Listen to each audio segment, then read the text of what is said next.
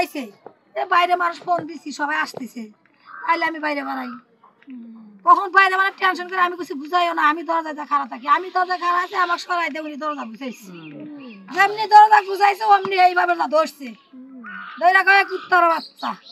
তো এনেছে নদীর মতো পালা দেবো শিয়া বাটার ও ভিটামিন ই সমৃদ্ধ লিলি হালাল বিউটি সোপ তারুণ্যময় উজ্জ্বল ত্বকের জন্য।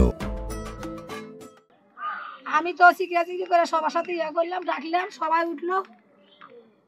কি বৃত্তান্ত শার্টের গলা ধরলো উনি দরজা টেনে ধরলো বেড়া টেনে ধরলো ধরার পরে উনি পায়ে স্যান্ডেল আসছিল স্যান্ডেলটা পরে গেল একটা স্যান্ডেল হজত খাইছে সেই বাড়ি সেই বাড়ি টাড়ি দেওয়ার পরে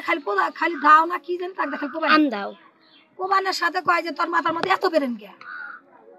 তোর মাথার মধ্যে এত বেরেন কোনো জায়গাতে আঘাত করে নাই নাভির জায়গাতে আঘাত করছে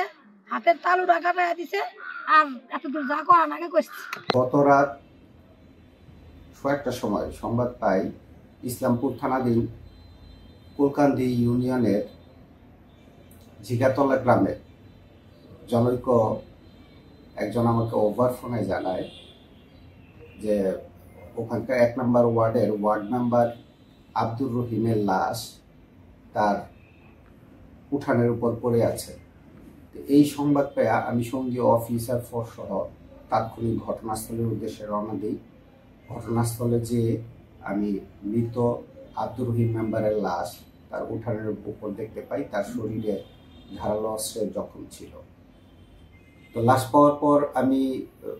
লাশের সুরতাল সম্পন্ন করি, ময়নাতদন্তের জন্য জামালপুর জেলা সদর হসপিটালে প্রেরণ করি।